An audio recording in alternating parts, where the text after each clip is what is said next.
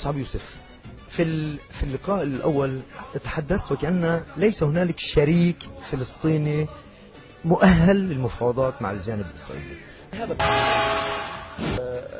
أرجو أن هذا الجيل الجديد الذي يكافح من أجل الحرية أن لا يستبدل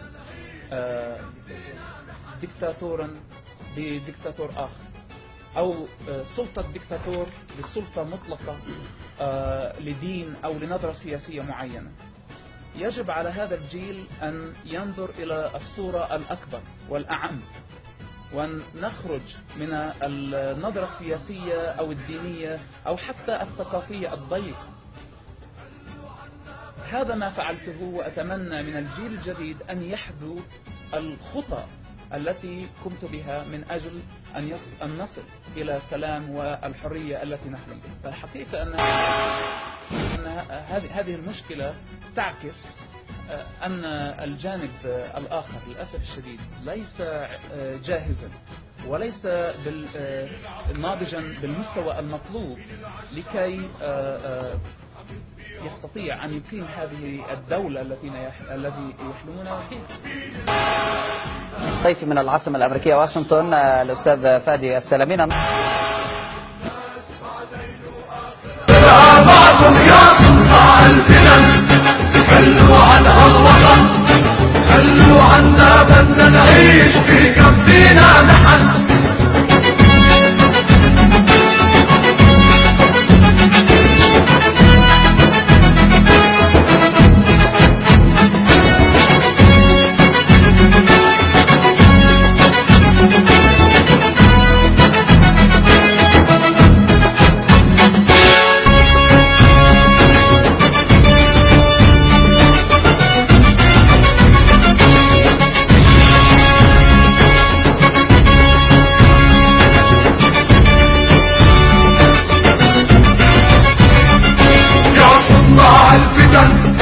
خلوا عنها الوطن، خلوا عنا بدنا نعيش بكفينا نحن.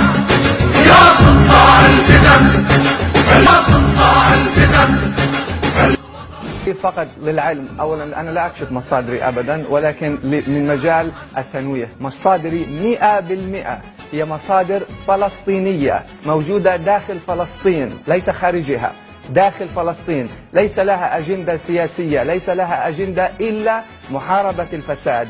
سئمت، تعبت، لا تستطيع التعايش مع الوضع السياسي الحالي، تريد تغيير، ولكن من يقف في وجه هذا التغيير هو الرئيس الفلسطيني. ولكن هناك من سيقول لك فادي يعني أنت تؤثر على الجبهة الداخلية، تحاول إضعافها من خلال يعني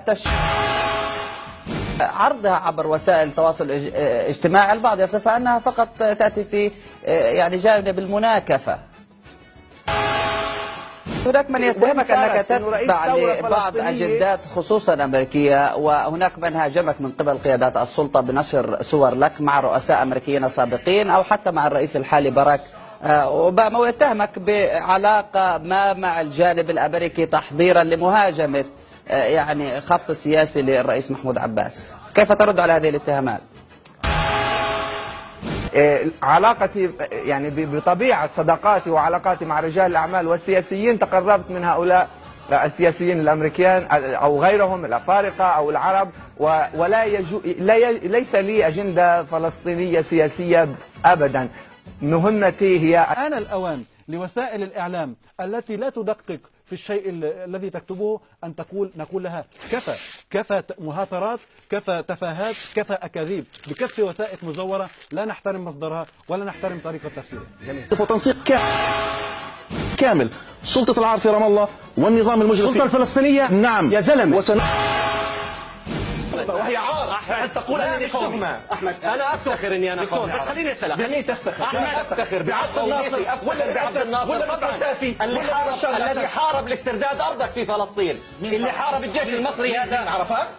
الخائن عرفات؟ يا زلمة يا الخائن عرفات؟ عليك عرفات ميت لا تجد الذي شهد موضوع 17 شهد موضوع أحمد الله يقبله محله هو. لا يا رجل أحمد يا زلمة صرماية عرفات تسوى كل لك مقاومة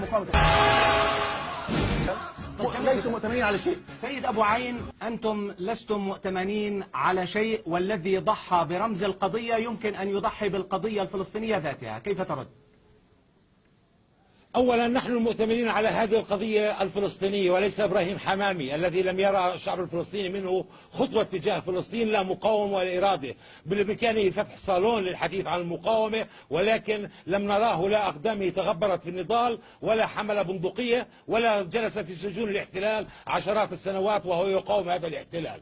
وبإمكان الكثير من حملة الصالونات الفكرية أن يتحدثوا عن المقاومة وبالصحافة وبالإعلام، ولكن الأرض الفلسطينية المسلوبة والمحتلة هي بحاجة إلى المقاومين الحقيقيين، والذي من حقه أن يتحدث عن المقاومة هو فقط الذي يمارس هذه المقاومة، إن كان شهيدا أو إن كان أسيرا أو إن كان مرابطا في وجه هذا الاحتلال الإسرائيلي، وليس عبر لندن وليس عبر أي عاصمة أجنبية أو خارجية هنا أو هناك. فالمقاومة الحقيقية تأتي هنا في داخل الأرض المحتلة ومن السلطة الوطنية الفلسطينية. الجميع يدرك أحداث غزة في 94 عندما اجتاحت السلطة الوطنية الفلسطينية معبر إيرز وتم تدمير 3000 باص إيكد يا سيد إبراهيم حمامي. ألا تذكر ذلك؟ لم يكن هناك تفاصيل إلا السلطة الوطنية الفلسطينية التي اجتاحت حاجز إيرز. انتفاضة النفق التي أسرت به السلطة الوطنية الفلسطينية أكثر من 40 جندي إسرائيلي في قبر يوسف، هذا هو من أفعال السلطة الوطنية الفلسطينية، والذي فجر انتفاضة النفق هي السلطة الوطنية الفلسطينية. يا أخي العزيز، نحن نتحدث الآن وفي هذا العصر الحديث. الآن ثائر حماد بطل عملية عين عليك من كتائب شهداء الأقصى ومن حركة فتح ومن الأجهزة الأمنية الفلسطينية، الذي قتل من الإسرائيليين أكثر من كل حرب حماس في قطاع غزة في عام 2006. هذا هو الحقيقة الموجودة. مروان برغوثي في السجن مؤبدات وهو يقاوم هذا الاحتلال. عشرات 60% من السجناء والأسرى الفلسطينيين هم من حركة فتح. 60% من هؤلاء الأسرى هم من الأجهزة الأمنية التي تتعرض لها. هؤلاء أبناءنا، إخوتنا وأحبتنا وأبناء جلدتنا، هؤلاء لا يعثروا ولا يتم تعهير الثورة الفلسطينية وتاريخها ونضالها وكفاحها. هذا التعهير هو لا يخدم من المصالح الإسرائيلية. وأنت الذي تعتبر المصادر الإسرائيلية يا إبراهيم حمامي، الذي تعتبر المصادر الإسرائيلية هي مصادرك الحقيقية. لا تعتفن على غدر الزمان، لطالما رقصت على جثث الأسود كلاب، ما قصدها تعلو على أسيادها، تبقى الأسود أسودا والكلاب كلاب. فنحن وإن جار الزمان لبرهة، نبقى الكبار وغيرنا أقدام. ما ذنبنا إن كان يشعر أننا أرقى وأن مكانه الأقدام. بيعتدوا علينا. ليخ ميبو شو ما فيش حد بليغ.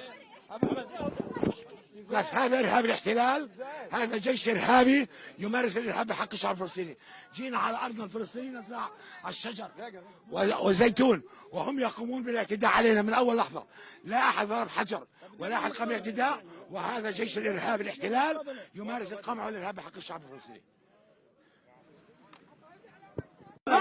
اعتداء كان وحشيا، كلمات كانت هي الأخيرة قبل أن يلفظ أنفاسه المتبقية. الوزير زياد أبو عين شهيدا بعد اعتداء قوات الاحتلال عليه بالضرب واختناقه بقنابل الغاز السام خلال مشاركته بزراعة أشجار الزيتون في مناطق مهددة بالمصادرة في قرية ترمس عيا شمال رام الله.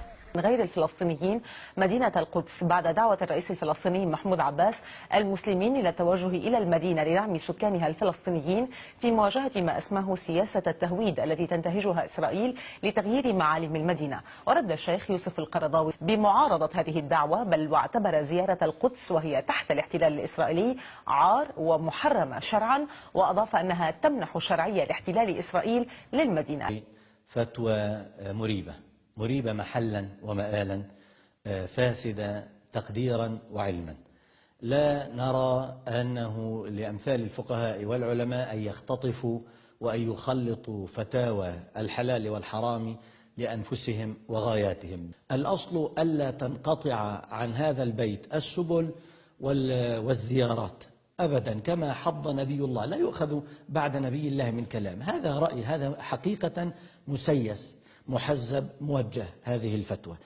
الكلب يا قرضاوي يا ابن الكلب، اسمع واعلنها الحرب، اسمع واعلنها الحرب، يا قرضاوي يا ابن الكلب، يا قرضاوي يا